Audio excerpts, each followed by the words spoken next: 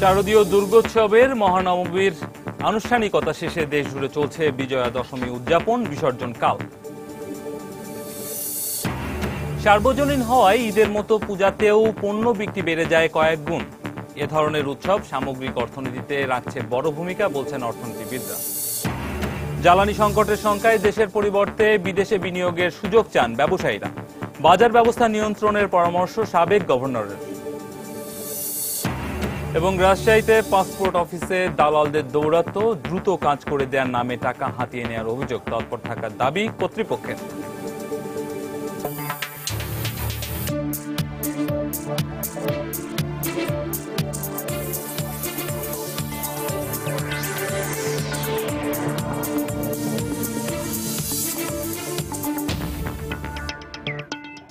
দেখছিলেন শিরোনাম। আমন্ত্রণ জানাচ্ছি দেশ ও দেশের বাইরের অর্থ বাণিজ্যের নানা খবর নিয়ে আমাদের নিয়মিত আয়োজনে সময়ের বাণিজ্যে, আর আপনাদের সঙ্গে আছি আমি রামিম হাসান।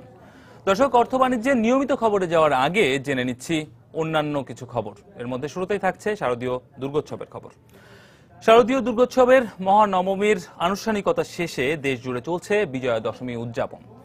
আগামীকাল সকালে বিসর্জনের মাধ্যমে শেষ হবে এবছরের দুর্গোৎসবের আনুষ্ঠানিকতা। এর আগে সকালে নবমী পূজায় দেবী দুর্গার কাছে যজ্ঞের মাধ্যমে আহুতি দেয়া হয়। প্রতি বছর এই তিথিতে দুর্গতি নাশিনী দেবী দুর্গা ভক্তদের মাঝে আবির্ভূত হন অসুর শক্তির হাত থেকে মানুষের মুক্তি ও ধর্ম প্রতিষ্ঠার জন্য। এই পূজার মাধ্যমে মানবকুলের সম্পদ লাভ হয়। আজ এই দিনে ভক্তরা স্বর্গ থেকে পৃথিবীতে আসা দেবীকে নানা উপাচারে আরাধনা এবং বিশ্ববাসীর শান্তি প্রার্থনা করছে। লগ্ন মিলে যাওয়ায় আজ নবমী এবং দশমী একই দিনে উদযাপিত হচ্ছে। দিবা প্রথম প্রহরের নবমীর লগ্ন হওয়ায় মন্দির ও মণ্ডপে মণ্ডপে চলে কল্পারম্ভ ও বিহিত পূজা। বিজয়া দশমীর পর বিসর্জনের মাধ্যমে দেবী দুর্গা মর্তালোক থেকে ফিরে যাবেন কৈলাসে।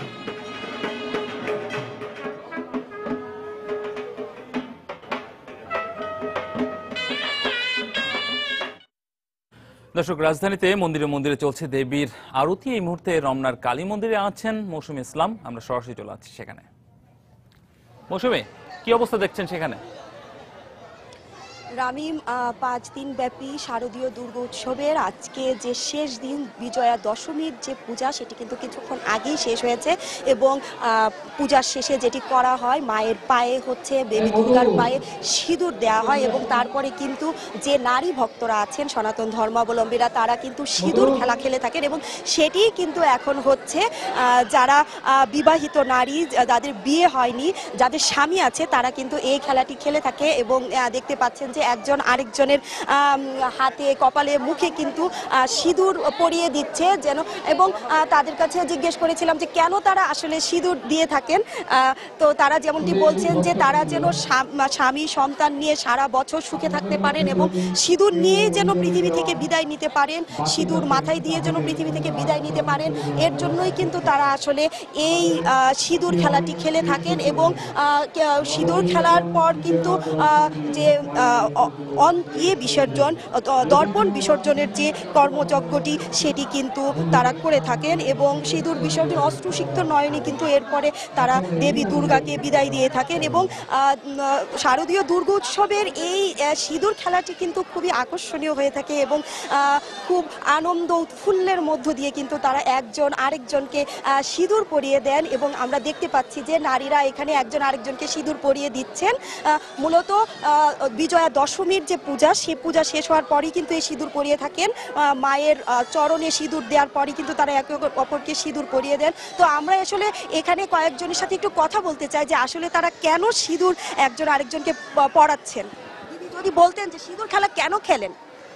সিঁদুরটা হচ্ছে আজকে মা দশমী, দশমীর দিন আমরা সিঁদুর খেলার নিয়ম আছে হিন্দু মধ্যে। আর সিঁদুরটা হচ্ছে স্বামীর প্রতীক। হিন্দু মেয়েদের বিয়ে হইলে শাখা সিঁদুর পড়তে হয়। মা আজকে বাবার বাড়ি থেকে চলে যাবে, বাবারে দিতে, মা বাড়ি থেকে যাওয়ার সময় মা সিঁদুর পরাই দিতে হয়। দিদি, আপনি যদি একটু বলতেন যে আসলে সিঁদুর খেলাটা কেন খেলে? সিঁদুর খেলাটা মার বিদায় হয়, সেটা একটা অনেক কষ্টের বিষয়, কিন্তু তারপরেও আমরা সিঁদুরটা সারা জীবন বছর হাতে পরবো। এটা হলো আমাদের অনেক আনন্দের বিষয় যে মাকে সিঁদুরটা ছোঁয়াবো, তারপর আমরা হাতে পরবো। আবার সামনের বার এরকম দিন আসবে যে আবার সামনের বার মাকে সিঁদুর ছোঁয়াবো, ওইটাই। আচ্ছা দিদি, মা তো চলে যাচ্ছে, এবার মার কাছে কি চাওয়া? মার কাছে চাচ্ছি এটাই যে সারা বিশ্ব যেন শান্তিতে থাকে বা বিশ্বের মানুষ যেন সুখে শান্তিতে থাকে, কোনো হানাহানি কাটাকাটি রাজনৈতিক অস্থিরতা এগুলো যেন কিছুই না হয়। আমরা চাই বিশ্বের শান্তি, এটাই। আচ্ছা রামিম, যেটি বলছিলাম যে আসলে সিঁদুর হচ্ছে সিঁদুর, তারা যেন সিঁদুর নিয়েই মৃত্যুবরণ করতে পারেন এবং সারা বছর যেন স্বামী সন্তান নিয়ে সুখে থাকতে পারেন, এর জন্যই কিন্তু তারা আসলে এই সিঁদুর খেলা খেলে থাকেন। এবং তারা বলছেন যে আসলে সিঁদুর খেলার মধ্য দিয়ে যে মায়ের যে সমাপ্তি টানা হয়, এই পূজার সমাপ্তি টানা হয় এবং এর মাধ্যমে কিন্তু দুর্গা পূজা শেষ হয়ে যাচ্ছে এবং এর পরে থাকে শুধু শোভাযাত্রা এবং শোভাযাত্রা শেষে কিন্তু বিজয়া দশমীকে পানিতে বিসর্জনের মাধ্যমে কিন্তু দুর্গাপূজার সমাপ্তি টানা হয়। তো এখানে কিন্তু এখনো সিঁদুর পূজা চলছে। রামিম, আপনাকে কিছুক্ষণ আগে আপনি দেখতে পেয়েছেন যে সিঁদুর খেলা হচ্ছে এবং আগামীকাল বিজয়া দশমীকে কিন্তু বুড়িগঙ্গায় বিসর্জনের মাধ্যমে কিন্তু এই বছর দুর্গাপূজা শেষ হবে বলে এখানে জানিয়েছে। তো এই ছিল এখান থেকে সবশেষ খবর। মৌসুমী, আপনাকে অসংখ্য ধন্যবাদ। আমাদের রিপোর্টার মৌসুমী ইসলাম জানাচ্ছিলেন রাজধানীর যেই মন্দিরটি রয়েছে অর্থাৎ রমনা কালী মন্দির থেকে জানাচ্ছিলেন। আমরা একটু রাজধানীর বাইরে যাব, আমরা যাব একটু বাগেরহাটের হাকিমপুরে। সেখানে শিকদার বাড়িতে আছেন সহকর্মী শাতিলা শারমিন। সেখানকার পূজার সবশেষ খবর জানতে চলে যাচ্ছে তার কাছে। শাতিলা, দেবী দুর্গার যে 9টি রূপ, সেই 9টা রূপকে পূজা করা হয় মহানবমীতে। এই নবমীতে আসলে সব জায়গায় এই পূজাটি হয় না, খুব অল্প জায়গায় এই পূজাটি হয় এবং পারিবারিক অঙ্গনে 9 জন কুমারীকে পূজা দেওয়ার কিন্তু ঘটনাটা বেশ বিরল। আমরা যে পূজা মণ্ডপটিতে আছি, আগে জানিয়েছি, আমরা ধারাবাহিকভাবে জানিয়ে আসছি যে এটা একটি পারিবারিক পূজা মণ্ডপ। এই পূজা মণ্ডপের যে দুর্গাপূজার আয়োজন করা হয়েছে, সেই দুর্গাপূজাটি কিন্তু আসলে চলছে অনেক চলছে এবং হচ্ছে আমরা এই মহানবমীতে এই 3 জন কুমারীর যে পূজা রয়েছে, সেই 3 জন কুমারীর পূজা কিন্তু চলতে থাকবে এবং 3 জন কুমারীকে আসলে বিভিন্নভাবে তারা পূজা করবেন মাতৃসম জ্ঞান করে এবং হচ্ছে কুমারীর যে রূপটি আছে সেই রূপটি দিয়ে। আপনারা দেখতে পাচ্ছেন, রামিম, দেখতে পাচ্ছেন যে আসলে এই যে যারা পরিবারের সবাই এই যে কুমারীদেরকে বরণ করার জন্য, কুমারীদেরকে নানা উপাচারে পূজা করার জন্য তারা কিন্তু নানা সামগ্রী নিয়ে মণ্ডপের দিকে এগিয়ে আসছেন। এরপরেই শুরু হবে যে 9 জন কুমারীকে মাতৃজ্ঞান সম করে 9 জন দেবীর কাছে 9 ধরনের বর চাওয়া হবে। এই পূজাটি মূলত করে থাকেন হচ্ছে গৃহের নারীরা, কারণ তারা যে বরটি আসলে এই 3 দেবীর কাছে, এই 9 দেবীর কাছে চান, তা হচ্ছে তারা চান শস্য শ্যামলা এবং তাদের ঘর যাতে সমস্ত সম্পদে। আরেকটা তারা চান যে স্বামীর আয়ু যে মনস্কামনা তারা পূর্ণ করেন, মানে হচ্ছে ধনে মানে স্বামীর সন্তানে যাতে সারা বছর ঘর পূর্ণ থাকে, সেই চাওয়াটা, সেই আশীর্বাদ 9 দেবীর কাছ থেকে চাওয়া হয়। 9 দেবীর বর দিয়ে যান এবং সেই বরের কারণেই কিন্তু এই যে পুরো বছর মায়ের আশ্রয়ে যাতে সমস্ত সন্তানেরা ভালো থাকতে পারে, সেই পরিত্রাণ, সেই কামনা কিন্তু এই পূজার মাধ্যমে করা হয়। এছাড়া রয়েছে যে এই পূজার মাধ্যমে আসলে দেখানো হয়, এই পূজার মাধ্যমে এইভাবে বলা যায় যে জননী ধরিত্রী সবুজ শ্যামলিমায় যেভাবে পৃথিবীকে সাজিয়েছে মা, যে তেমনি দুর্গাকে তুলনা করা হয় ধরিত্রীর সাথে এবং দুর্গা তেমনি সবুজ শ্যামলিমায় আসলে মাতৃ করে যে সন্তানদের ধারণ করেন, তেমনি হচ্ছে দেবী দুর্গাও আসলে সন্তানদের এরকম করেই লালন পালন করেন এবং সমস্ত অশুভ শক্তি থেকে সন্তানদেরকে বাঁচান এবং সন্তানদেরকে বাঁচাতে তিনি মর্তে নানা রূপে নানাভাবে এসেছেন। কোনো সময় দেবী কালীর রূপ ধরে, কোনো সময় দেবী দুর্গার রূপ ধরে, কোনো সময় আরো অন্যান্য রূপ ধরে। সেই 9টি যে রূপ দেবীর, সেই 9টি রূপের পূজাই কিন্তু এখানে করা হবে। এবং দেখতে পাচ্ছেন যে এই যে 9 থেকে 5 থেকে 9 বছরের মধ্যে যে মেয়েরা রয়েছে, এদেরকেই কিন্তু মাতৃজ্ঞানের মর্যাদায় পূজা করা হবে। এই 9 জন আসলে বিভিন্ন 9 জন দেবীর প্রতিনিধিত্ব করবেন। তারা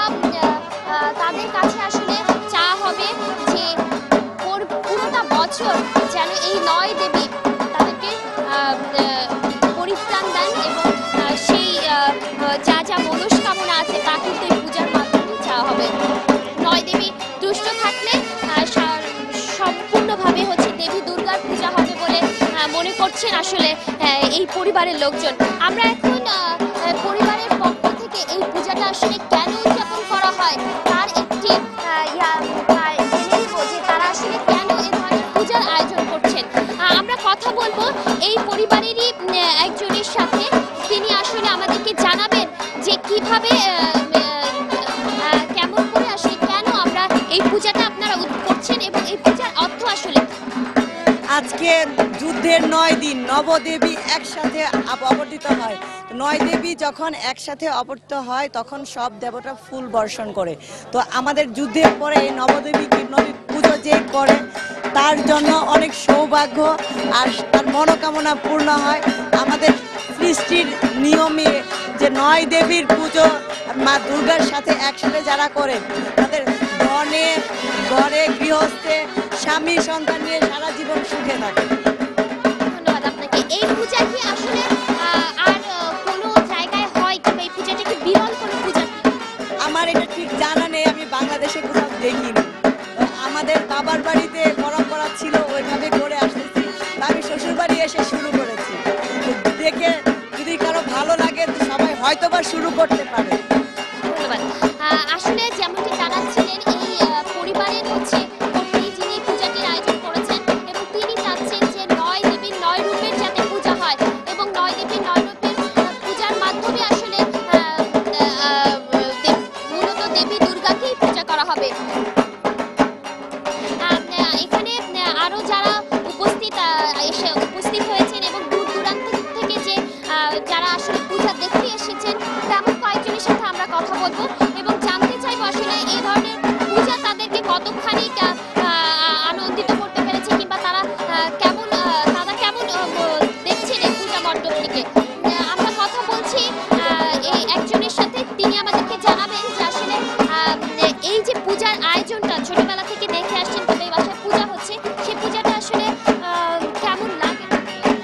খুবই ভালো লাগে। আমরা প্রতি বছর শুধুমাত্র এই পূজাটার জন্য ওয়েট করি। এক বছর দশমীর পর আমরা ওয়েট করে থাকি যে আমাদের নেক্সট পূজাটা কবে আসবে। আমাদের পুরোটা বছর কাটে যে পুজোর আয়োজনের জন্য ওয়েট করতে করতে। ধন্যবাদ আপনাকে। দর্শক যেমনটি দেখছিলেন যে আসলে এখানে যারা আসছেন তারা আসলে উৎসবমুখর একটি পরিবেশে এই পুরো পূজার সময়টা পার করতে পারছেন, কারণ জায়গাটিতে যেমন হচ্ছে 451টি মূর্তি রয়েছে বিভিন্ন দেবদেবীর, তারপরে এই বড় আয়োজন আসলে একখানি সার্বজনীনতা তৈরি করেছে যেটি আসলে অসাম্প্রদায়িক সেই চেতনাকেই বারবার মনে করিয়ে দেয় বাঙালির যে ধর্ম যার কিন্তু উৎসব সবার। এই যে জায়গাটাই আসলে সমস্ত ধর্মের লোকজন সমস্ত বর্ণের লোকজন আসলে এসে মিলিত হয়েছেন এখানে। আপনারা দেখতে পাচ্ছেন পূজার কিছুটা আচার কিন্তু শুরু হয়েছে এবং এই আচারের যে ইয়াটা তৈরি হয় সেই আচারের জায়গাটা কিন্তু যে ঘরের যে মন্ত্রী থাকেন তিনি আসলে পূজাটা শুরু করেন, পূজাটা শুরু করে বরণ করে নেয়। এরপরে এই যে আচার অনুষ্ঠান কিন্তু চলতেই থাকবে। এই আচারের মধ্য দিয়ে আসলে নবমীর সমস্ত পূজা শেষ হবে এই পূজা মণ্ডপের মধ্য দিয়ে। আর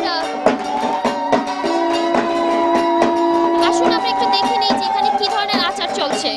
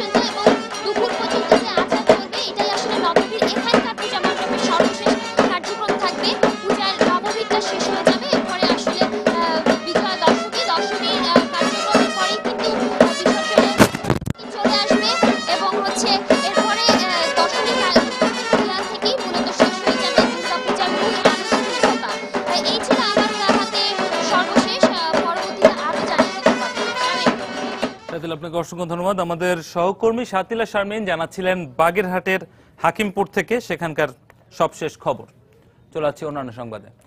ঈদের মতো পূজাও সার্বজনীন উৎসবে পরিণত হয়েছে বাঙালির কাছে, আর সে কারণেই এ সময়টাতে ক্রেতাদের চাহিদার বিপরীতে স্বাভাবিক সময়ের চেয়ে বেড়ে যায় নানা ধরনের পণ্য বিক্রি। বাংলাদেশের মতো উন্নয়নশীল দেশে উৎসব উপলক্ষে বিভিন্ন ক্ষেত্রে অর্থপ্রবাহ বেড়ে যাওয়ার এই হার সামগ্রিক অর্থনীতিতে বড় ভূমিকা রাখে বলে মনে করছেন অর্থনীতিবিদরা। বিস্তারিত কামরুল হাসান সবুজের রিপোর্টে। ধূপ, ধুনো, ঢাকঢোল আর ভক্তের প্রণাম প্রার্থনার মধ্য দিয়ে উদযাপিত হচ্ছে শারদীয় দুর্গোৎসব। মন্দিরে মন্দিরে ধূপ, প্রতিমা দর্শন আর স্বজনদের সাথে উৎসবের আমেজে সময় কাটানো, এসবেরই জন্য ধর্মানুসারীদের রয়েছে বিশেষ প্রস্তুতি আর বাড়তি কেনাকাটা। শুধুমাত্র শাখা সিঁদুর দিয়ে তো সমাপ্তি না, পুজোর জামা কাপড় কিনতে হয় ঘরের সদস্যদের জন্য। উৎসবটাকে কেন্দ্র করে কিন্তু আমরা অনেক আগের থেকে প্রিপারেশনটা নিই, একদম পোশাক থেকে শুরু করে খাবার দাবার, ড্রেস আপ, সবকিছু মিলে আমাদের একটা প্রস্তুতি ঘরেও যেরকম থাকে বাইরেও। তাদের চাহিদাকে মাথায় রেখে দোকানিরাও নিয়ে থাকেন বাড়তি প্রস্তুতি, যার রেশ থাকে উৎসবের পরও। মা বোনেরা সবাই আনন্দ করে পুজোর শাখা নিতে আসে সুন্দর করে, এবং পুজোর মধ্যে আমাদের বিক্রি বাড়ে। নতুন কাপড় চোপড় কেনার একটা হিড়িক পড়ে যায়, ধুম পড়ে যায়। আর বছর জুড়ে নানা উৎসব পার্বণ লেগে থাকায় বাংলাদেশের মতো উন্নয়নশীল দেশের অর্থনীতিতে রয়েছে এর গুরুত্বপূর্ণ অবদান, এমনটাই বলছেন অর্থনীতিবিদরা। উৎসবকে ঘিরে যে ডিমান্ড তৈরি হয়, অন্যদিকে সাপ্লাই সাইডেও কিন্তু কর্মসংস্থান বলি, উৎপাদন বলি, সেটার পরিমাণটা বেড়ে যায়। উন্নত দেশেও এটা ভূমিকা রাখে, কিন্তু আমাদের মতো দেশে যেখানে সারা বছরই দেখা যায় যে নানা রকম উৎসব আছে, সেরকম একটা দেশে সামাজিকভাবে যেমন একটা গুরুত্ব আছে, অর্থনৈতিকভাবে কর্মসংস্থান সৃষ্টিতে, আয়ের বৃদ্ধিতে এবং সর্বোপরি অর্থনীতির যে প্রবৃদ্ধির চাকা ঘোরাতে উৎসব একটা ভূমিকা রাখে। তবে উৎসব কেন্দ্রিক চাহিদাকে কেন্দ্র করে পণ্যের বাড়তি দাম হাঁকার রীতি অর্থনীতিতে নেতিবাচক প্রভাব ফেলে বলে মনে করেন তারা। হচ্ছে দ্রব্যমূল্য বৃদ্ধি। কামরুল হাসান সবুজ, সময় সংবাদ, ঢাকা। বিপিএল এর তৃতীয় আসর সামনে রেখে দেশি ও বিদেশি ক্রিকেটারদের লটারির মাধ্যমে দল নির্ধারণ চলছে হোটেল রেডিসনে। দর্শক, এই মুহূর্তে সেখানে আছেন আমাদের সহকর্মী হুমায়ুন কবির রোজ। আমরা সবশেষ খবর জানতে সরাসরি চলে যাচ্ছি সেখানে। রোজ। রামিম, আপনাকে ধন্যবাদ। আপনি যেমনটি বলছিলেন, সারা দেশে যেমন দুর্গা পূজা উৎসব চলছে, ঠিক তার সাথে কিন্তু যোগ হলো ক্রিকেটের বাড়তি একটা উৎসব। আপনি জানেন প্রায় 3 বছর পর, ফিক্সিং কাণ্ডের পর 3 বছর পর বিপিএল এর তৃতীয় আসর শুরু হচ্ছে। সেটা আনুষ্ঠানিক কার্যক্রম আজকে শুরু হলো হোটেল রেডিসনে প্লেয়ার বাই চয়েস বা লটারির মাধ্যমে। এর আগে খেলোয়াড়দের কিন্তু নিলাম হয়েছিল বিপিএলে, কিন্তু এইবার প্রথম প্লেয়ার বাই চয়েস বা লটারি অনুষ্ঠিত হচ্ছে হোটেল রেডিসনে। এর মধ্যে আনুষ্ঠানিক কার্যক্রম শুরু হয়েছে। আমরা দেখতে পেরেছি যে সকালে বিপিএল গভর্নিং কমিটি কাউন্সিলের যে সদস্যরা তারাও এসেছেন, পাশাপাশি বোর্ড সভাপতি নাজমুল হাসান পাপনও এসেছেন। এর আগে কিছুক্ষণ আগে যখন শুরু হয়েছিল তখন কিন্তু বিপিএল গভর্নিং কমিটি কাউন্সিলের সদস্যরা ফ্র্যাঞ্চাইজ 6 ফ্র্যাঞ্চাইজিদের নিয়মগুলো কিভাবে হবে, কিভাবে খেলোয়াড় নিতে পারবেন দলে, সেই নিয়মগুলো বলে দিয়েছেন। এখন স্বাগত বক্তব্য রাখছেন বোর্ড সভাপতি নাজমুল হাসান পাপন। রামিম, একটা বিষয় যে সাধারণ মানুষের আসলে একটা কৌতূহল থাকতেই পারে যে প্লেয়ার বাই চয়েস বা লটারি এই প্রথমবারের মতো হচ্ছে, যে কিভাবে এটা আসলে লটারিটা অনুষ্ঠিত হবে। আপনাকে যদি একটু জানিয়ে দিই যে লটারিটা এইভাবেই হবে, প্রত্যেক ফ্র্যাঞ্চাইজি তাদের একটা টোকেন সংগ্রহ করতে পারবেন। একটা প্রথম ফ্র্যাঞ্চাইজি তারা প্রথমে কল করতে পারবেন যে কোন ক্রিকেটার নেবেন। সেখানে তাদের সুযোগ থাকছে আমি category A, B, C, D এই ক্যাটাগরি থেকে বাংলাদেশের 130 জন ক্রিকেটার থেকে পছন্দ মতো একটা ক্রিকেটার নিতে পারবেন। পরে যখন আবার এটা রিভার্স হয়ে আসবে, প্রথম যিনি পেয়েছেন ফ্র্যাঞ্চাইজি লটারিতে ক্রিকেটার পছন্দ করার, তিনি আবার লাস্টে শেষের দিকে চলে যাবেন। শেষে যিনি থাকবেন উনি আবার প্রথমে আসবেন। প্রথম থেকে উনি বাংলাদেশের category A, B, C, D তার ইচ্ছা মতো ক্রিকেটার তার দলে ফিরাতে পারবেন। একটা বিষয় আপনাকে আমি জানিয়ে দিচ্ছি, বাংলাদেশের মোট 130 জন এবং বিদেশি কোঠায় কিন্তু 196 জন থাকলেও সেখান থেকে 49 জনকে বাইরে রেখে 147 জনের একটা তালিকা চূড়ান্ত করেছে বাংলাদেশ ক্রিকেট বোর্ড। এখনই আনুষ্ঠানিকভাবে শুরু হয়েছে। প্রথম ধাপে আমি রামিম আপনাকে যেটা বলছি যে আইকন ক্রিকেটারের লটারি নির্ধারণ হবে, তারপরে পর্যায়ক্রমে ক্রিকেটারদের লটারির কার্যক্রম শুরু হবে। এই ছিল আমার কাছে সর্বশেষ। ধন্যবাদ রোজ। বিপিএল এর তৃতীয় আসর সামনে রেখে খেলোয়াড় নির্ধারণের ক্ষেত্রে প্লেয়ার বাই চয়েসের মাধ্যমে খেলোয়াড় নির্ধারণ চলছে হোটেল রেডিসন থেকে। সেই খবর জানাচ্ছিলেন আমাদের সহকর্মী হুমায়ুন কবির রোজ। কৃষি জমি নষ্ট না করে পরিবেশ বান্ধব শিল্পাঞ্চল গড়ে তোলার আহ্বান জানিয়েছেন প্রধানমন্ত্রী শেখ হাসিনা। গতকাল সকালে প্রধানমন্ত্রীর কার্যালয়ে জাতীয় অর্থনৈতিক অঞ্চল বেজার গভর্নিং বোর্ডের সভায় তিনি এ কথা বলেন। বড় শিল্প গড়ে তোলার চেয়ে ছোট ও মাঝারি আকারের শিল্প গড়ে তুলতে এবং সেখানে কর্মসংস্থানের ব্যবস্থা করার আহ্বান জানান প্রধানমন্ত্রী। ক্রমাগত কমছে সোনা ফলানো কৃষি জমি, অপরিকল্পিত বাড়িঘর নির্মাণ, নগরায়ন, শিল্প প্রতিষ্ঠান, ইটভাটা, পুকুর খনন ও নদী ভাঙনের কারণে প্রতি বছর কমে যাচ্ছে ৬৮,৭০০ হেক্টর কৃষি জমি। এছাড়া রেল ও সড়কপথ সম্প্রসারণ, পর্যটন ও বিনোদন অবকাঠামো নির্মাণ, জলাবদ্ধতা এবং লবণাক্ততার কারণেও কমছে কৃষি জমি। পরিসংখ্যান বলছে প্রতি বছর নদীগর্ভে বিলীন হচ্ছে ১,০০০ হেক্টর জমি, আবাসন ও নির্মাণ কাজে চলে যাচ্ছে ৩,০০০ হেক্টর। এই অবস্থায় শিল্পাঞ্চল গড়ে তোলার ক্ষেত্রে পরিবেশকে গুরুত্ব দেওয়ার আহ্বান জানালেন প্রধানমন্ত্রী। আমাদের কৃষি জমি রক্ষা করেও আমরা কিন্তু শিল্পের জন্য জমি নির্দিষ্ট করতে পারবো এবং আমরা সেটাই করে দিচ্ছি। আমরা এখন এই অর্থনৈতিক অঞ্চলগুলি বেছে নেওয়ার সময় ওটা আমরা মাথায় রাখছি যে আমার কৃষি নষ্ট হবে না, কিন্তু আমার শিল্পায়নটা হবে। এই সময় প্রধানমন্ত্রী আরো বলেন, অর্থনৈতিক অঞ্চল গড়ে তোলার জন্য দেশে যে ৩০টি জায়গা চিহ্নিত করা হয়েছে, এটি ক্রমান্বয়ে ১০০টির বেশি জায়গায় স্থাপন করা হবে। খুব বৃহৎ শিল্পের দিকে অত বেশি, সেটা হয়তো আমাদের হবে, কিন্তু আমরা অত বেশি নজর না দিয়ে যদি ক্ষুদ্র মাঝারি শিল্প এবং শ্রম ঘন শিল্প, আমি শ্রম ঘন এই জন্য বলছি যে আমাদের ১৬ কোটি মানুষের দেশ, আমাদের মানুষের কর্মসংস্থানের ব্যবস্থা করতে হবে। কাজে আমরা যত বেশি শ্রম ঘন শিল্প করব তত বেশি আমরা মানুষের কাজ দিতে পারবো। প্রায় ৩০টা জায়গা আমরা নির্দিষ্ট করছি, কিন্তু আমাদের লক্ষ্য প্রায় ১০০টা জায়গায় আমরা অর্থনৈতিক অঞ্চল গড়ে তুলব সমগ্র বাংলাদেশে। বৈঠকে প্রধানমন্ত্রী দেশি বিদেশি বিনিয়োগ বাড়াতে নতুন নতুন ধারণা নিয়ে কাজ করার উপর গুরুত্ব দেন। ইহসান জুয়েল, সময় সংবাদ, ঢাকা। রাজশাহীতে পাসপোর্ট করতে আসে সাধারণ মানুষ চরম ভোগান্তির শিকার হচ্ছেন।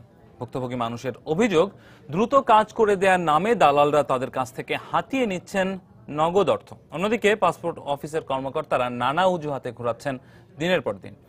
অবশ্য দালালদের দৌরাত্ম বন্ধে তৎপর থাকার কথা জানালেন পাসপোর্ট কর্মকর্তা। আব্দুল সালামের ছবিতে বিস্তারিত জানাচ্ছেন সাইফুর রহমান রকি।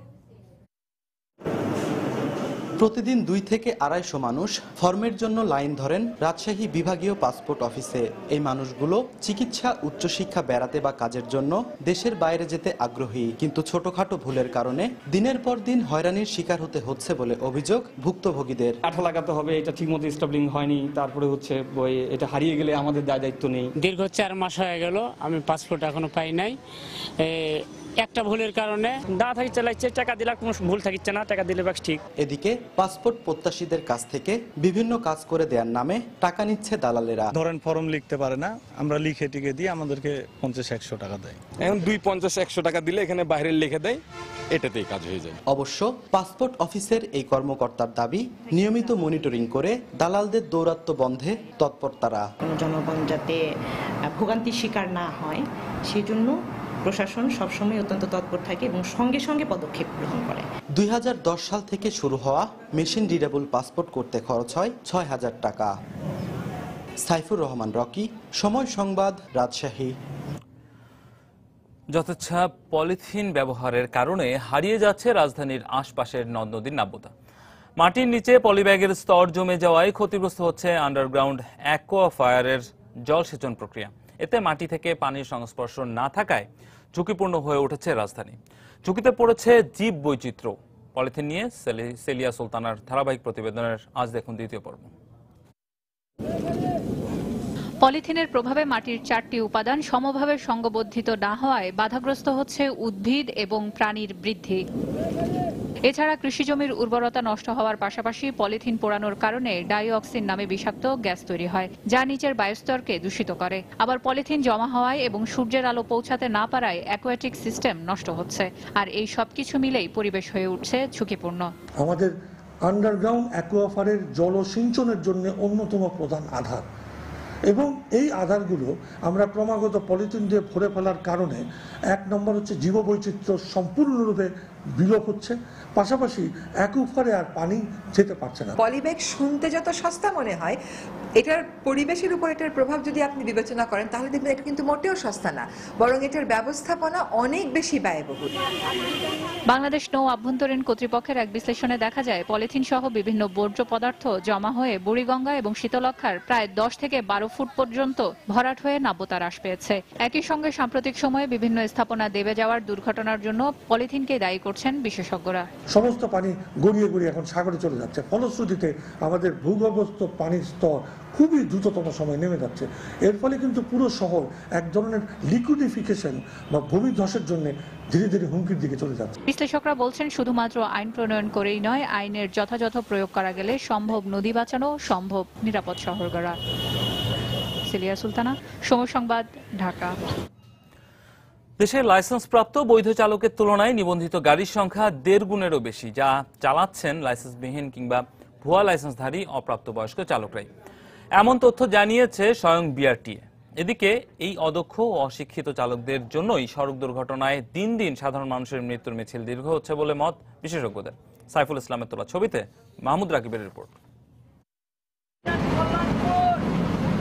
বয়স 15 কিংবা 16, নাম জাকির হোসেন। 3 বছর ধরে ওস্তাদের সাথে হেলপারি করতে করতে এখন সে নিজেই ঢাকার রাস্তায় বাস চালক। পরিবহন পেশার অনেক চালকেরই উঠে আসার গল্পটা এই একই রকম। তবে আশঙ্কার বিষয় হলো এদের বেশিরভাগেরই নেই গাড়ি চালানোর বৈধ লাইসেন্স। লাইসেন্স নাই, আমি তো গাড়ি চালাই না, আমার ওস্তাদে দিয়ে গেছে অ্যাক্টিভের জন্য। 3 বছর হেলপারি করলাম, হেলপারি করার পর আমাদেরকে চান্স দিচ্ছে। লাইসেন্স না থাকলে এরকম রিস্ক মনে হয়, লাইসেন্স থাকলে নিজের কাছে একটা শক্তি আছে। যারা না চালে তো মোটামুটি হালকা পারে, এরা মনে করে লাইসেন্স করে লইতাছে।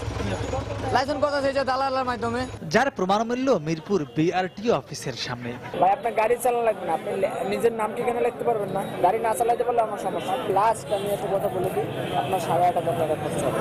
যদিও একটু পরেই ক্যামেরার সামনে সবই অস্বীকার করলেন তারা। গাড়ি না চালাতে পারলে কি লাইসেন্স পাইছে? আপনি তো বলছেন পায়, এটা আপনি ভুল কথা বলতেছেন। বিশেষজ্ঞদের মতে সড়কে মৃত্যুর মিছিলের জন্য 90% দায়ী অদক্ষ চালক। আর বিআরটিএ বলছে চালকের ক্ষেত্রে গাড়ির মালিকদেরই সচেতন হতে হবে। হেলপারই করতেছেন, এখনো ড্রাইভারই হলেন না, আপনি গাড়ি চালাচ্ছেন, তো আপনি অ্যাক্সিডেন্ট করবেন না, কি হবে? আপনি একজন গাড়ির মালিক, তাকে দেখতে হবে তিনি যখন ড্রাইভার নিয়োগ করতেছেন তাকে দেখতে হবে ড্রাইভারের বৈধ ড্রাইভিং লাইসেন্স আছে কিনা। বিআরটিএর হিসেবে দেশে লাইসেন্স প্রাপ্ত বৈধ চালকের তুলনায় নিবন্ধিত গাড়ির সংখ্যা প্রায় 10 লাখ বেশি। তাহলে যে কারো মনে প্রশ্ন আসতেই পারে, এই অতিরিক্ত গাড়ি কারা চালায়? বিশেষজ্ঞদের মতে লাইসেন্সবিহীন কিংবা ভুয়া লাইসেন্সধারী অদক্ষ চালকরাই চালাচ্ছেন এসব গাড়ি। আর এর কারণেই দেশে দিন দিন সড়ক দুর্ঘটনা বাড়ছে বলেও মনে করেন তারা। মাহমুদ রাকিব, সময় সংবাদ, ঢাকা। জ্বালানি সংকটের আশঙ্কায় দেশে দীর্ঘমেয়াদী বিনিয়োগকে ঝুঁকিপূর্ণ বলে মনে করছেন ব্যবসায়ীরা। এক্ষেত্রে বিদেশে বিনিয়োগের সুবিধা চান তারা। তবে বিদেশে বিনিয়োগের ক্ষেত্রে বাজার ব্যবস্থা নিয়ন্ত্রণ করার পরামর্শ দিয়েছেন বাংলাদেশ ব্যাংকের সাবেক গভর্নর ডক্টর মোহাম্মদ ফরাসউদ্দিন। বুধবার রাজধানীর তেজগাঁওয়ে international business forum of Bangladesh IBFB'র কার্যালয়ে বিদেশে বিনিয়োগ শীর্ষক এক সেমিনারে এসব কথা বলেন তারা।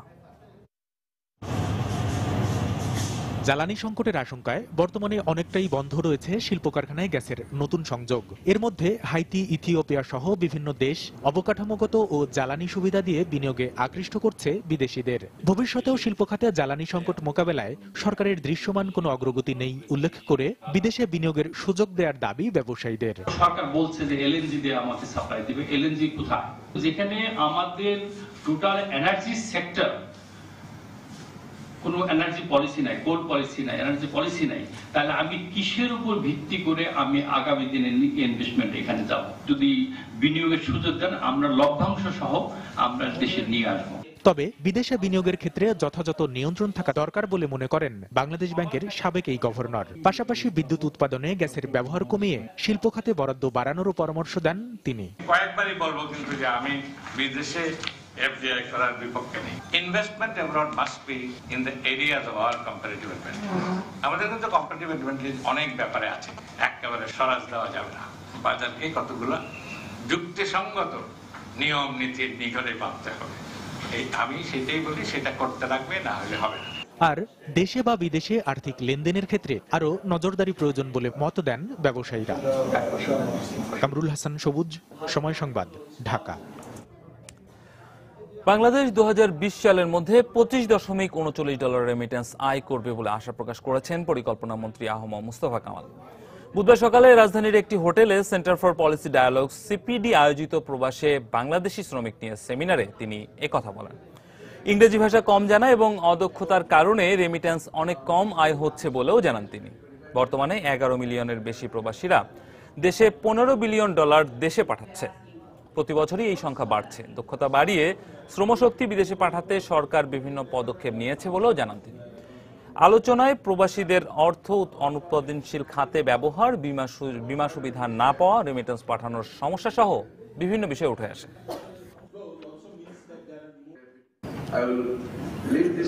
2020 সাল নাগাদ বিদেশে মানব সম্পদ থেকে আমরা $5.39 বিলিয়ন আয় করব। তবে এখনো আমাদের শ্রমিকদের অদক্ষতা ও ইংরেজি না জানার কারণেও পিছিয়ে পড়তে হচ্ছে। এই কারণে আমাদের রেমিটেন্স কম আসছে। ভারতে পণ্য রপ্তানিতে বাংলাদেশ শুল্কমুক্ত সুবিধা পেলেও বিভিন্ন অশুল্ক বাধার কারণে বাংলাদেশ থেকে পণ্য রপ্তানি বাড়ছে না। বুধবার দুপুরে বাংলাদেশের ব্যবসায়িক প্রতিযোগিতা শীর্ষক বিশ্ব ব্যাংকের এক প্রতিবেদন প্রকাশ অনুষ্ঠানে এই কথা বলেন বাণিজ্য মন্ত্রী তোফায়েল আহমেদ। দেশের অর্থনৈতিক উন্নয়ন এবং বিদেশি বিনিয়োগ বাড়াতে খুব দ্রুত দেশের বিভিন্ন অঞ্চলে 23টি বিশেষ অর্থনৈতিক অঞ্চল গড়ে তোলা হবে বলেও জানান তিনি।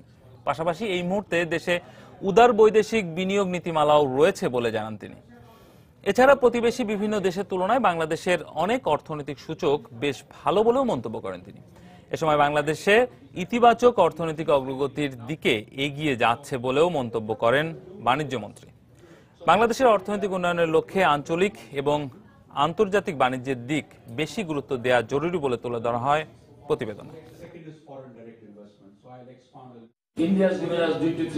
একমাত্র টোবাকো এবং অ্যালকোহল ছাড়া সব ধরনের পণ্যে ভারত বাংলাদেশকে শুল্কমুক্ত প্রবেশ সুবিধা দিলেও আমাদের রপ্তানি উল্লেখযোগ্য হারে বাড়ছে না, কারণ সেখানে পণ্য রপ্তানিতে বিভিন্ন অশুল্ক বাধা থেকেই গেছে। এই বাধা দূর করতে ভারতকে এগিয়ে আসা জরুরি। জাপান, চীন সহ ভারতের বিনিয়োগ আকৃষ্ট করতে আমরা দেশের বিভিন্ন অঞ্চলে 23টি বিশেষ অর্থনৈতিক অঞ্চল গড়ে তুলতে কাজ করছি।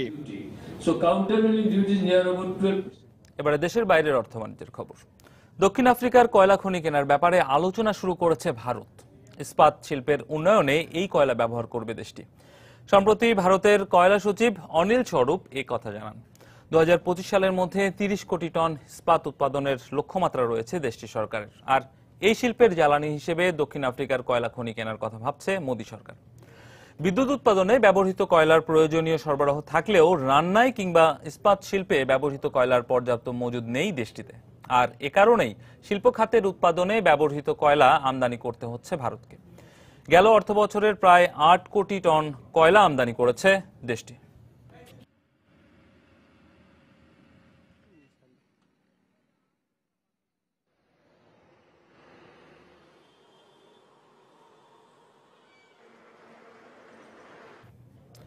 ব্রিটেন ইউরোপীয় ইউনিয়ন থেকে বেরিয়ে এলে তা অর্থনীতিতে নেতিবাচক প্রভাব ফেলবে বলে মনে করছেন যুক্তরাজ্যের ব্যবসায়ী সংগঠন সিবিআই। সম্প্রতি সংগঠনটির প্রকাশিত এক প্রতিবেদনে এই কথা জানানো হয়েছে। প্রতিবেদনে সংগঠনটির অধিকাংশ সদস্যই ইউতে থাকার পক্ষে মতামত দিয়েছে। এছাড়াও ইউরোপীয় ইউনিয়নের সহায়তায় যুক্তরাজ্যে আরও বেশি কর্মসংস্থান ও বিভিন্ন খাতের ব্যবসায়িক সম্প্রসারণ সম্ভব বলেও মনে করছে সিবিআই। পাশাপাশি ইউভুক্ত 28টি দেশে 50 কোটিরও বেশি ভোক্তা তৈরি করেছে যুক্তরাজ্যের উৎপাদিত পণ্য। এছাড়াও চীন ও যুক্তরাষ্ট্রের সাথে যুক্তরাজ্যের মুক্ত বাণিজ্যের সুযোগও তৈরি করেছে ইউরোপীয় ইউনিয়ন। তাই ব্যবসায়িক অগ্রগতির স্বার্থেই ইউতে থাকা জরুরি বলে মনে করছে দেশটির প্রভাবশালী ব্যবসায়িক সংগঠনটি। 2017 সালে ইউরোপীয় ইউনিয়নে সদস্য পদের মেয়াদ শেষ হবে যুক্তরাজ্যের।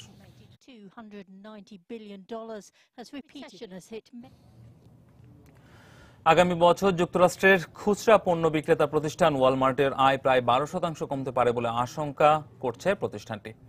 চলতি বছরে কর্মীদের বেতন বাড়ানো, বিক্রয় কেন্দ্রের অবকাঠামোগত উন্নয়ন ও অনলাইনে পণ্য বিক্রির প্রচারণায় ব্যয় বাড়িয়েছে ওয়ালমার্ট। আর এ কারণে আয় কমে যাওয়ার শঙ্কায় ভুগছে প্রতিষ্ঠানটি। এমন পরিস্থিতিতে পণ্য উৎপাদনকারী ও সরবরাহকারীদের সাথে নতুন চুক্তিও করেছে ওয়ালমার্ট। এতে করে অর্থ পরিশোধের ক্ষেত্রে বেশি সময় পাবে প্রতিষ্ঠানটি। বর্তমানে প্রতি বছর গড়ে প্রায় 34,000 কোটি ডলারেরও বেশি পণ্য বিক্রি করে থাকে ওয়ালমার্ট। যুক্তরাষ্ট্রের খুচরা পণ্যের বাজারের প্রায় 10% দখলে রয়েছে প্রতিষ্ঠানটির।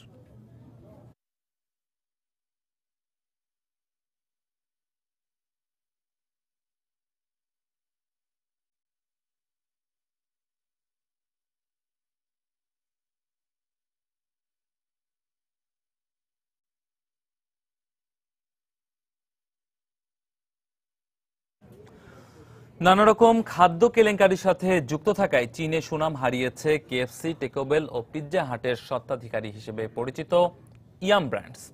কিন্তু দুঃসময় যেন পিছুই ছাড়ছে না প্রতিষ্ঠানটির, আর সে কারণেই শেয়ার ছেড়ে দেওয়ার পরিকল্পনা করেছে প্রতিষ্ঠানটির চীনা বিনিয়োগকারীরা। এমনকি শেয়ারের উচ্চ দাম এবং লভ্যাংশ শেয়ার হোল্ডারদের বিনিয়োগে ফেরাতে পারছে না। 1987 সাল থেকে চীনে ব্যবসা করে আসছে মার্কিন এই ফাস্টফুড চেইন প্রতিষ্ঠানটি। এদিকে চীনা শেয়ার হোল্ডার হারিয়ে এখন ভারতের বাজার ধরার পরিকল্পনা করছে ইয়াম ব্র্যান্ডস।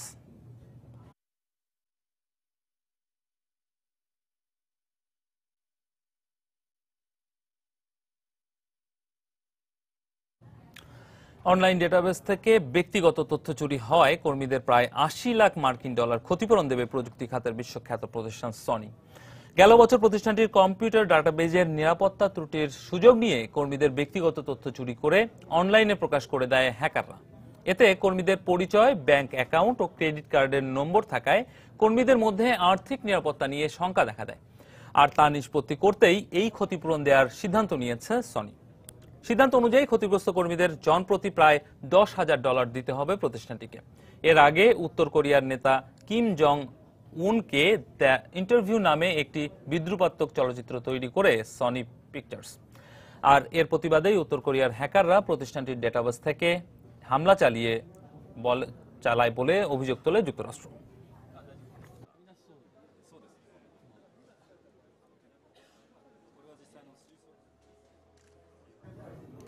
এ পর্যায়ে আবারও জানিয়ে দিচ্ছি এ সময় বাণিজ্যের শিরোনামগুলো। শারদীয় দুর্গোৎসবের মহানবমীর আনুষ্ঠানিকতা শেষে দেশ জুড়ে চলছে বিজয়া দশমী উদযাপন, বিসর্জন কাল। সার্বজনীন হওয়ায় ঈদের মতো পূজাতেও পণ্য বিক্রি বেড়ে যায় কয়েক গুণ। এ ধরনের উৎসব সামগ্রিক অর্থনীতিতে রাখছে বড় ভূমিকা বলছেন অর্থনীতিবিদরা। জ্বালানি সংকটের শঙ্কায় দেশের পরিবর্তে বিদেশে বিনিয়োগের সুযোগ চান ব্যবসায়ীরা, বাজার ব্যবস্থা নিয়ন্ত্রণের পরামর্শ সাবেক গভর্নর। এবং রাজশাহীতে পাসপোর্ট অফিসে দালালদের দৌরাত্ম্য, দ্রুত কাজ করে দেওয়ার নামে টাকা হাতিয়ে নেওয়ার অভিযোগ, তৎপর থাকার দাবি কর্তৃপক্ষের। এই ছিল সময় বাণিজ্যে। যে কোনো খবর পেতে ভিজিট করুন সময়নিউজ.tv আর সঙ্গে থাকুন সময়।